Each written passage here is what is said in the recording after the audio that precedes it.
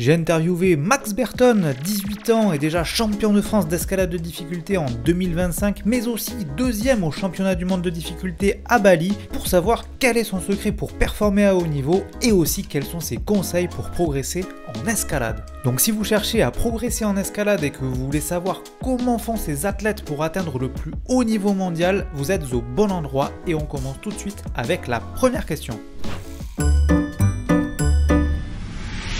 Et avant de passer à la première question, je voulais vous parler du sponsor de cette vidéo, la marque de vêtements d'escalade éco-responsable Team Grimp. Ce sont des vêtements confortables et durables fabriqués avec des matériaux de qualité portant les valeurs de l'escalade. Dépasse-toi avec de nombreux designs et coloris et rejoins la plus grande communauté de grimpeurs et grimpeuses francophones. La bonne nouvelle, c'est que si vous êtes un nouveau client, vous avez moins de 10% sur tout le site avec le code GRIMP10. Merci à Team Grimp pour la sponsorisation et on peut maintenant découvrir la première question.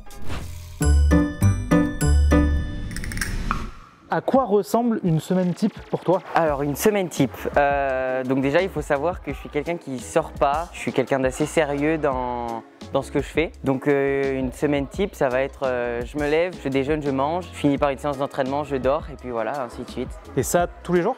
Tous les jours. En parlant de sommeil, combien d'heures de sommeil tu fais par nuit? J'essaie de faire entre 22h et 22h30 couché et voilà, après c'est jusqu'à ce que je me réveille, ça peut varier entre 8h et 9h en fonction de la séance que j'ai la veille. Ok, ça va, ça va. Ah oui, gros sommeil, moi, gros sommeil. Est-ce que tu as une petite routine d'échauffement? Alors je commence généralement par de l'articulaire, ensuite je touche des prises, je mets les chaussons, je fais des blocs très faciles et puis j'augmente l'intensité. Et donc là en fonction si c'est une séance de bloc ou de diff, ça change. Par exemple si c'est une séance de bloc, je reste en bloc et je fais des blocs de plus en plus durs jusqu'à ce que je me sente chaud. Et séance de diff après, donc quand je me sens chaud en termes de serrage de prise etc, je fais une petite pause de 5-10 minutes.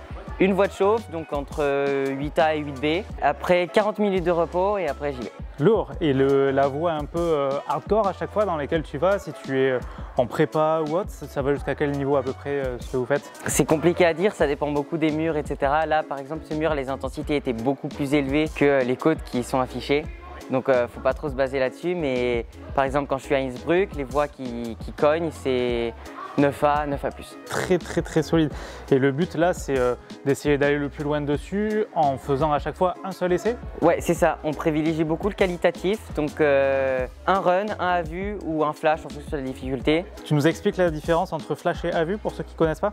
Alors, un à vue, c'est quand tu n'as jamais vu personne dans la voie. Tu lis juste les mouvements du bas de la voie, comme en bas du bloc. En fait, tu lis ton mouvement et tu n'as jamais vu quelqu'un passer avant. C'est quand tu connais rien que tu y vas pour la première fois. Et un run flash, c'est quand soit tu as déjà touché les prises, mais que tu n'as jamais mis de run, ou que tu as vu les méthodes, quelqu'un grimper dedans, etc. Est-ce que tu as un petit rituel mental avant de grimper? Je te demande parce que par exemple, je voyais Léon Marchand, tu vois, en natation, pour les JO, on voyait que tous les nageurs et tout, en fait, ils avaient toujours leur petite routine où à chaque fois, ils ont toujours les mêmes moves, les mêmes gestes très précis, c'est toujours millimétré, toujours la même chose, toujours le rituel répétitif. Est-ce que tu as un petit rituel mental et gestuel avant de grimper ou... Alors, j'ai pas de rituel. Par contre, je fais un mouvement de bras, je tape mes bras derrière mon dos parce que je chope souvent l'onglet. Donc l'onglet, c'est quand tu as froid aux doigts dans la voie. Donc pour prévenir ça, en fait, j'envoie le sang dans mes doigts. Du coup, je le fais beaucoup de fois avant mes runs. Est-ce que tu as une routine d'étirement que tu fais? Tous les soirs, j'en fais. Donc tout ce qui va être grand écart, ouverture de bassin, les épaules, les avant-bras, étirer aussi tous les doigts, etc. Parce que faites attention à vos doigts, l'arthrose. L'arthrose, ça y est, tu sais. 18 ans, t'as ça? Ouais. 18 ans, il parle d'arthrose déjà. Mais regardez mes petits doigts, ils sont tordus. Du coup, j'ai essayé de les étirer un max. Et donc voilà, après les séances, c'est plutôt doucement parce que quand les muscles sont chauds ou qu'ils ont fait un effort, faut pas trop les tirer. Mais voilà, quand les jours de repos, après, je fais souvent une grosse journée où je fais plusieurs fois des étirements. Yes, trop bien. Comment tu gères le stress en compétition? Et bah, je suis pas quelqu'un qui stresse trop. Ouais, ça se voyait en plus sur les étapes que tu faisais, tu avais le smile et tu communiquais avec le public à chaque fois. Ouais, bien communiqué. En fait, le moment où je stresse le plus, c'est avant les demi-finales. Parce qu'en fait, c'est là qu'il faut le plus performer. Pour moi, quand tu arrives en finale, en fait, c'est bonus. Comme j'en ai pas fait énormément et que voilà, je suis pas un des meilleurs sur le circuit, arriver en finale, c'est quand même une grosse étape pour moi. Du coup, la demi, je suis quand même plutôt stressé. Mais sinon, après, en finale, je me débloque et j'ai... T'es quand même modeste parce que les deux dernières étapes de Coupe du Monde que tu as fait, t'es à chaque fois arrivé en finale quand même. Non, Wujiang, je suis pas allé en finale. Wujiang, ah oui, t'as fait juste avant. En fait, Wujiang, ça relevait pas tellement de mon niveau. Par exemple, il y a Sam Avezou qui passe pas, il y a Toby qui passe pas. Toby Roberts qui est champion olympique. Là, exactement. En fait, la voie était très facile et il y a eu un passage très dur d'un coup. Et en fait, tu te faisais endormir et si tu n'étais pas prêt, bam, tu tombais du coup. Je comprends. C'est quoi le plus dur dans la vie d'un athlète de haut niveau? Le plus dur, c'est la discipline. Comme je disais, je sors pas du tout, je vais pas voir les copains, etc. Et donc voilà, c'est un train de vie que j'assume, j'ai pas forcément de regrets là-dessus. Mais parfois, quand il y a des sorties entre les potes et que tu peux pas y aller parce que voilà, tu dois faire attention à ton sommeil, etc. Voilà, je dirais c'est ça. Après, c'est une bonne hygiène de vie, une bonne qualité de vie aussi d'un côté. Donc c'est des sacrifices, mais qui payent parce que tu arrives à le concrétiser en podium et en Coupe du Monde. Et c'est pour ça que je continue, sinon… Bah exactement. Du coup, toi, tu t'entraînes vraiment tous les jours ou tu as des jours off et des jours de repos? Non, j'ai des jours off. Ça dépend aussi en fonction de la période. Parfois, je suis à 6 fois par semaine et parfois en décharge avant la compète, ça peut tourner autour de 4 fois par semaine avec des séances moins longues et moins… Pour un moldu de l'escalade comme nous, tu recommanderais combien de séances par semaine pour que les gens ils puissent kiffer et progresser? Parce que c'est difficile de se comparer à toi ou un athlète. Genre nous, on va pas s'envoyer 6 séances, tu vois. C'est sûr, évidemment. Ouais, je sais pas, c'est compliqué parce qu'il y a le débutant qui doit faire attention à ses doigts, donc il doit pas dépasser 2 séances par semaine, c'est espacé.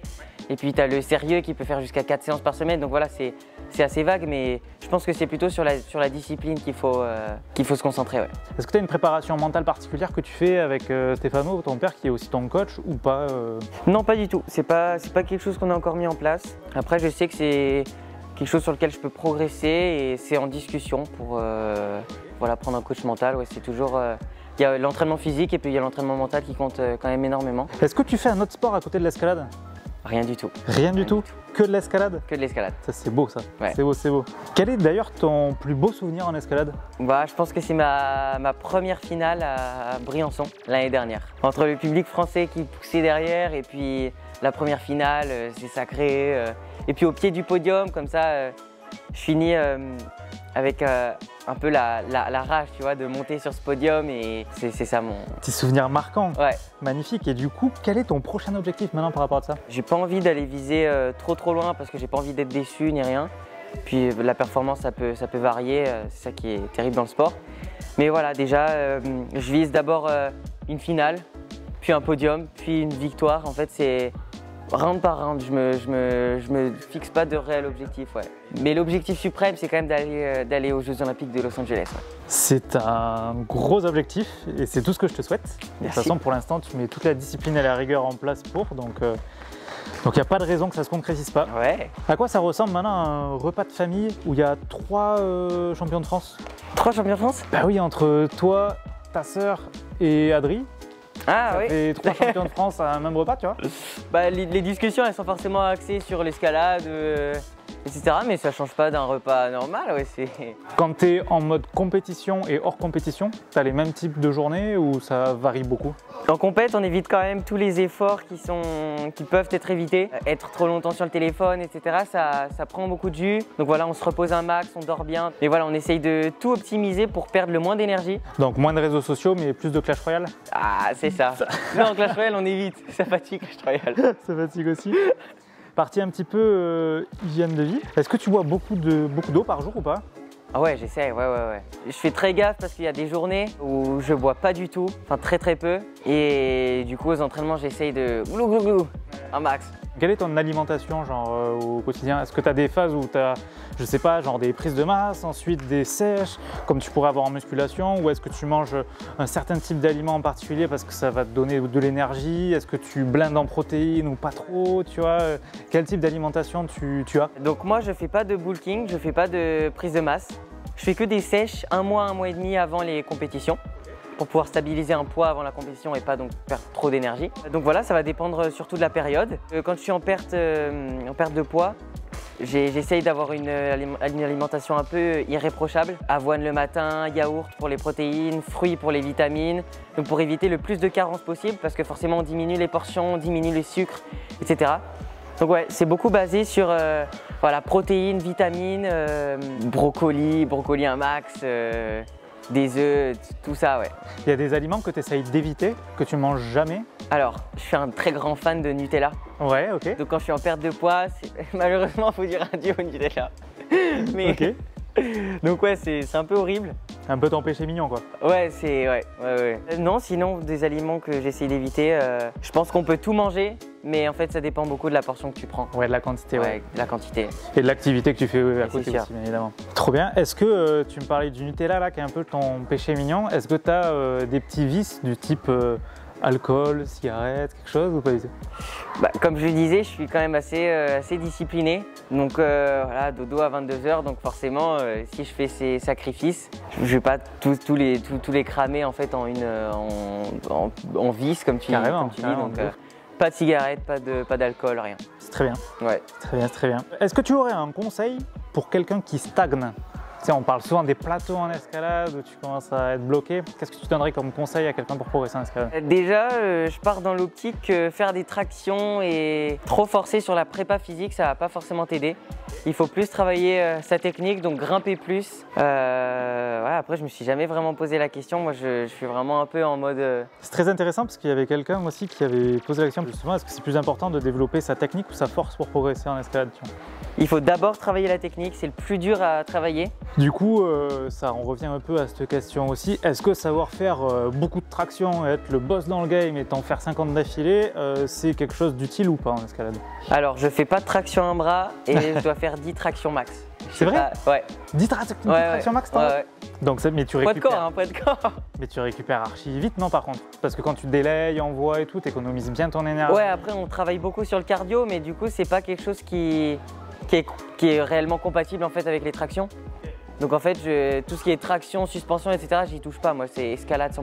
Ouais, c'est ouf. Putain, il faut que j'arrête de faire de la prépa physique, moi. Il faut que je fasse d'alimentation, de la discipline, du sommeil, de tout ça. Est-ce que tu aurais un conseil à donner pour quelqu'un qui veut progresser en diff ou plus généralement en endurance et travailler sa rési, tu vois? Ben, je dirais qu'il faut travailler sa rési dans l'intensité presque max. Par exemple, si tu as un niveau 8C et que tu fais ta rési dans un niveau 7C, au bout d'un moment, tu vas être daubé, mais c'est pas forcément...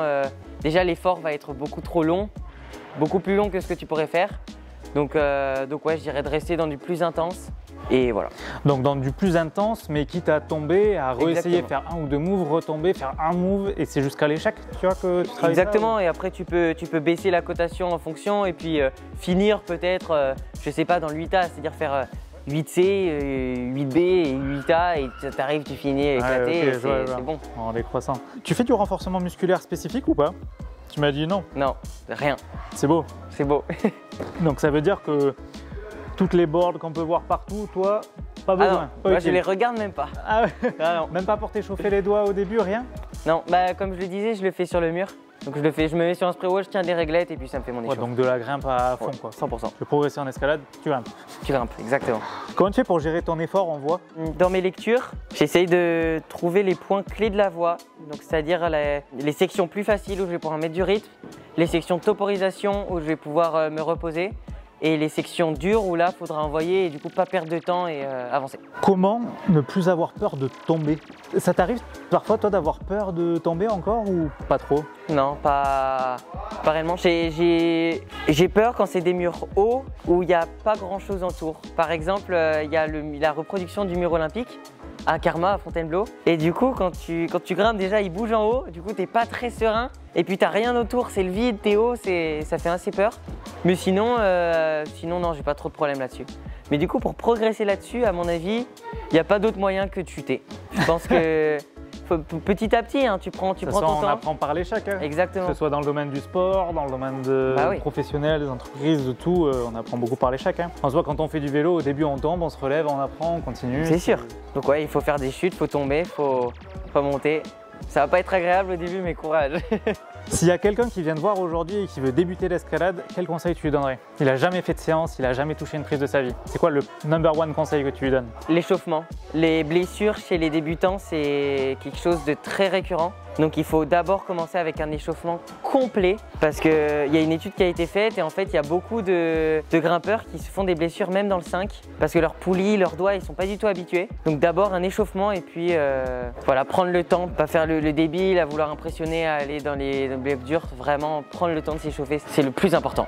Est-ce que tu trouves que les chaussons, ça joue une vraie diff sur la performance ou pas? Pour moi, ouais. Je sais que je mets les Drago LV de Scarpa. Tu mets de leur un virement là.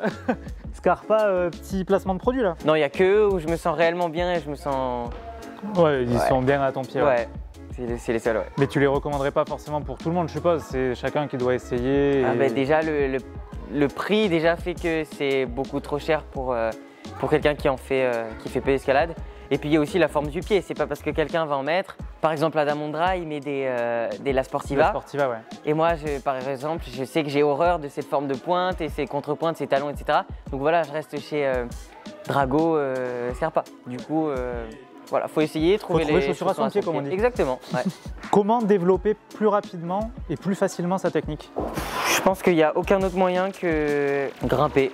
La technique, c'est 100% escalade. Se mettre en dalle, beaucoup la dalle pour la technique de pied, etc. C'est très important. Et puis le travail de bloc. On a tendance à, on n'aime pas un bloc, oh, il fait peur, ce module il fait peur, etc. Et bien en fait, c'est à ce moment-là où la sensation elle va être dure à choper, ou que tu vas apprendre le plus possible. Ouais. Aller dans les styles qu'on aime un peu moins, ouais. Et en dalle si on va travailler les pieds. Exactement. Est-ce que le niveau et la cotation est important en escalade pour prendre du plaisir, tu penses? Franchement, non. Je me rends compte que c'est quand je vais dans des voies plus faciles que je me fais presque le plus plaisir. Après, je sais que j'ai quand même une grande satisfaction quand je fais des très bons runs dans les voies très dures, parce que je me pousse à fond, etc. Mais ça demande quand même une très grande concentration, une très grande préparation. Il te faut tes 6 minutes de lecture, il faut connaître toutes les prises. Alors que les voies plus faciles, bon, tu vas un peu à demi-teinte, mais voilà, tu prends plaisir dans des moves plus faciles. Ouais. Tout à l'heure, il y a une voie que tu as archi kiffé d'ailleurs. Ouais. Tu as dit que tu as eu trop bonne sensation. Voie de chauffe, ouais. Watch-off, c'était quoi? C'était le 7C+? Non, c'est marqué 7C+, mais c'est 8A+. Ouais, c'est pour ça, ici, les codes, faut faire gaffe. Où est-ce qu'on peut te retrouver d'ailleurs si on veut suivre tes aventures et t'encourager dans tes prochaines épreuves et étapes? Vous pouvez me retrouver sur Insta ou sur YouTube, Burton Climbing. Des nouvelles vidéos vont arriver. Et puis voilà, un conseil sur la fin, n'oubliez pas, la discipline, c'est votre meilleur ami. Et pour progresser, je pense qu'il n'y a pas mieux. Et c'est le plus dur. Et c'est le plus dur. Trop bien. Ben, merci à toi, Max. Et ben, merci à toi. Puis la prochaine fois, je serai un peu avec toi. Ça marche. Parce que là, je suis blessé. Faut que je prenne ma revanche sur le no-foot. De ouf.